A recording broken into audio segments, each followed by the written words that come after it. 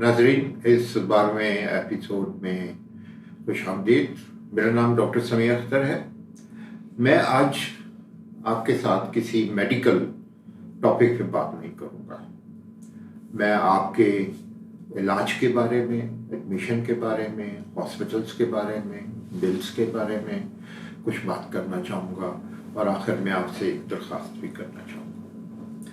जब भी किसी को इलाज की ज़रूरत पड़ती है तो हमारे यहाँ दो किस्म के हॉस्पिटल्स हैं। एक तो गवर्नमेंट के हॉस्पिटल्स हैं और एक प्राइवेट हॉस्पिटल्स हैं। ऑफ कोर्स जो प्राइवेट हॉस्पिटल्स का स्टैंडर्ड है, मियार है, वो गवर्नमेंट के हॉस्पिटल्स में नहीं है। क्यों नहीं है, ये एक बहुत बड़ी कहानी है और किसी दिन मैं इस टॉपिक पे भी आपसे बात करूँगा। मेरा ताल्लुक अभी भी गवर्नमेंट के डिपार्टमेंट हेल्थ से है और मैंने 35 साल खिदमत की है और मैं इन एंड आउट जानता हूँ कि क्यों हमारा हेल्थ सिस्टम फेल होता जा रहा है। आज मैं बात करूँगा सिर्फ प्राइवेट हॉस्पिटल्स के तरीके से। जब भी आप प्राइवेट हॉस्पिटल में जाती हैं तो या तो आप विजिट करती हैं, या आपका चंद दिन का एडमिशन है, या आपका कोई ऑपरेटिव प्रोसीजर, सर्जरी, डिलीवरी या सिजेरियन सेक्शन है। आप किसी भी हॉस्पिटल जाने से पहले ये ज़रूर मालूम कर लें कि इस हॉस्पिटल में किस किस्म की सहूलियात अवेलेबल हैं और आपके पर्टिकुलर मसले के लिए किस किस्म की सहूलियात की ज़रूरत है। अब ऐसा हॉस्पिटल जहाँ पे ऑक्सीजन ही ना हो और आपकी डिलीवरी हो और बच्चे को फ़ौरन ऑक्सीजन ना मिल सके, तो ऐसी जगह पे जाना तो अपने आप को ख़तरे में डालने के बराबर है। हेल्थ केयर कमीशन जो एक इदारा है हुकूमत का, उन्होंने मुख्तलिफ हॉस्पिटल्स को मुख्तलिफ कैटेगरीज के तहत एक्सेप्ट किया है। तो ज़रूर मालूम कर लीजिए कि इस हॉस्पिटल में जहाँ पे आपका ऑपरेट होने जा रहा है, एनेस्थेटिस्ट कौन है, इक्विपमेंट कैसा है, थिएटर है या नहीं है, किस किस्म के हालात हैं। सो ये बहुत ज़रूरी है और आप हेल्थ केयर कमीशन फ़ोन करके आप मालूम कर सकती हैं कि ये हॉस्पिटल क्या आपने एक्सेप्ट किया है या नहीं किया। जब भी आप हॉस्पिटल जाते हैं तो कुछ मिसकंसेप्शंस के साथ जाते हैं। मैं आज उन मिसकंसेप्शंस की पहले बात करूंगा और फिर मैं कोशिश करूंगा कि वन बाय वन मैं उनके बारे में कुछ क्लैरिफिकेशन दे सकूं। पहली मिसकंसेप्शन तो ये होती है कि जी डॉक्टर्स हमारे जो हैं वो इनकॉम्पिटेंट हैं।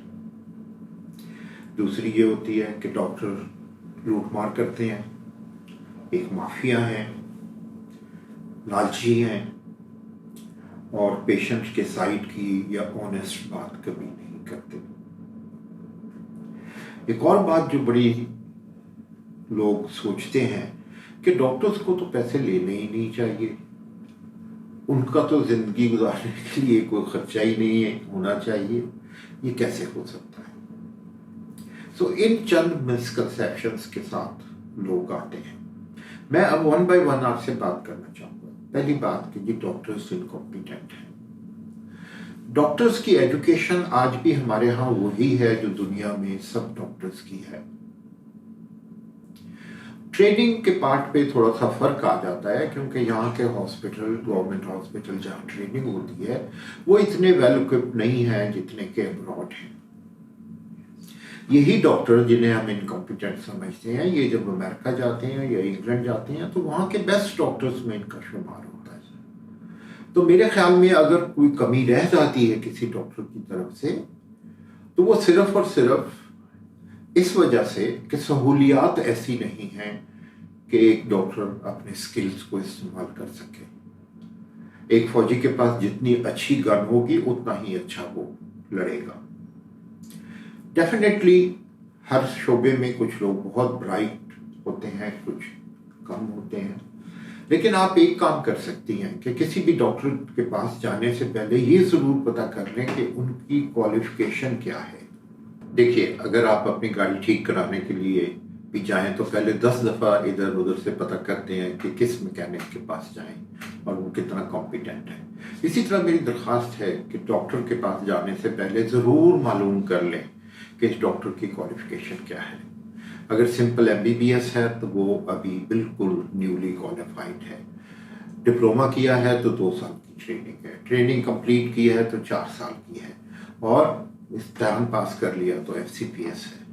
अगर बाहर से ट्रेनिंग लेके आए हैं तो वो मुख्तलिफ रॉयल कॉलेजेस की मेंबरशिप या फेलोशिप होती है। इस तरह आप एक फेथ के ज़रिए, एक एतमाद के ज़रिए डॉक्टर के पास जाएंगे और आपको पता होगा कि आप सही डॉक्टर को दिखाने के लिए जा रहे हैं। दूसरा ये कि डॉक्टर माफिया हैं, डॉक्टर लूटते हैं, डॉक्टर ग्रीडी हैं। देखिए, जैसा माशरा होगा वैसे लोग होंगे। मैं मानता हूं कि आपको ये जो शिकायत है ज़रूर कुछ ऐसी कहानियां सुनने के बाद होगी या आपका कोई तजर्बा ऐसा हुआ होगा, लेकिन मैं आपको ये यकीन दिलाता हूं कि बहुत से ऐसे डॉक्टर हैं जो इसकी बिल्कुल अपोजिट है। आप उनसे बात करके देखिए, अपने डॉक्टर के साथ फ्रैंकली बात करें। अगर आप कोई चीज़ अफोर्ड नहीं कर पा रहे तो उन्हें साफ बता दें, और मेजॉरिटी केसेस में डॉक्टर शायद आपकी हेल्प आउट कर दे या आपको किसी ऐसी जगह पे रेफर कर दे जहाँ पे उससे मिलती जुलती ट्रीटमेंट कम खर्च में होती हो। सो अपने डॉक्टर को अपना समझिए और दिल की बात अपने डॉक्टर से कीजिए, ताकि वो आपके मसाइल को, सिर्फ बीमारी को नहीं, आपके मसाइल को समझ के आपके लिए एक बेहतरीन इलाज तजवीज़ कर सकें। एक और चीज़ जिसका मैं आपसे जिक्र करना चाहता हूँ, अक्सर लोग ये समझते हैं कि प्राइवेट हॉस्पिटल्स में इलाज बहुत महंगा है। बखुदा मैं आपको सारी दुनिया में फिरने के बाद, अपने तजर्बे के बाद ही बता सकता हूँ कि पाकिस्तान में इलाज बहुत सस्ता है।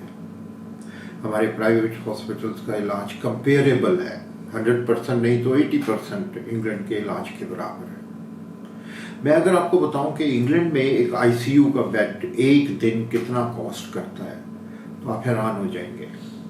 ये कीमत मैंने अभी नेट से निकाली है। NHS, नेशनल हेल्थ सिस्टम कहते हैं इंग्लैंड का, उनका एक दिन का बेड, दिन और रात का 24 घंटे का 1600 पाउंड कॉस्ट करता है। इसको मैं 206 से ज़रूर दूँ तो 2,88,000 पर डे खर्चा है ICU का। हमारे यहाँ आपको 25,000 में बेड मिलता है। आप वेंटिलेटर लेंगे, इंक्यूबेटर लेंगे तो उसके एडिशनल 5 से 6,000 होंगे। बाकी जो भी खर्चा होता है आपका, वो आपकी दवाइयाँ, आपके डिस्पोजेबल, आपके कैथेटर्स, आपकी मेडिसिन, आपकी बेइंतहा चीज़ें हैं, वो आपके बिल में ऐड होती हैं। अदरवाइज कंपेयर करें, कहाँ 2,88,000 पर डे और कहाँ एक 25 से 30,000 रुपये पर डे। इसी तरह ICU को छोड़ के आप सिंपल एक बेड पे आ जाएं कि एक कमरा या एक बेड एक दिन का कितना कॉस्ट करता है। UK में इस वक्त उसकी कॉस्ट 400 पाउंड है, और इसको 206 से ज़रूर दे तो ये कहीं 82,000 रुपये बढ़ गया। तो ज़रा अंदाज़ा करें, यहाँ पे अक्सर कमरे जो हैं वो 6,000, 7,000, 8,000, बहुत VVIP भी चले जाएं तो 15,000। बाकी जो कुछ भी बिल है वो आपकी दवाइयों का, आपके ऊपर खर्च होने वाली चीज़ों का है।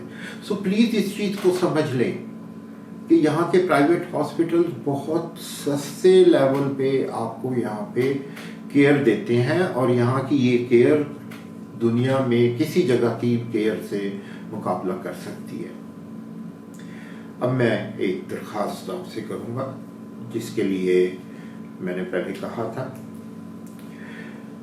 सबसे ज़्यादा ये कि हम सब लोगों का, चाहे वो जूनियर डॉक्टर हों, सीनियर हों, कंसल्टेंट हों, मेरी तरफ बहुत ज़्यादा सीनियर प्रोफेसर्स हों, हमारा दिल बहुत ख़राब होता है जब हमारे मरीज़ आगे से बदतमीज़ी करें और अपना बिहेवियर ठीक ना रखें, शॉटिंग करें, शीशे तोड़ दें, हमारी जो फीमेल स्टाफ है उसके साथ गंदी ज़बान इस्तेमाल करें। ये क्यों होता है? एक तो सबसे बड़ी वजह जो है वो बिलिंग है। उसके बारे में मैं आपसे दरख्वास्त करूंगा कि अगर आप उस हॉस्पिटल को अफोर्ड नहीं कर सकते, तो आप अपने डॉक्टर्स को फ्रैंकली बता दें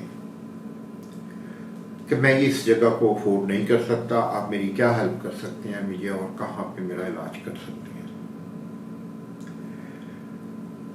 आप दाखिल होने से पहले फाइनेंशियल चीज़ को अच्छे तरीके से देख लें कि आपकी कॉस्ट क्या है, सर्जन की फ़ीस कितनी है, कमरे का कितना है, दवाइयाँ कितनी लगेंगी, क्या होगा, ताकि आपको अंदाज़ा हो।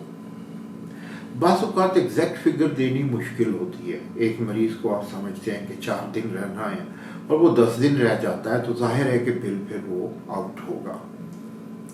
इसी तरह मेरे एक दोस्त हैं किलानी साहब, उन्होंने बड़ी अच्छी एक सजेशन दी कि बजाय इसके कि आप एंड तक मालूम करें कि ये आपका बिल इकट्ठा कब आएगा, आप हर रोज़ अपना बिल चेक करें।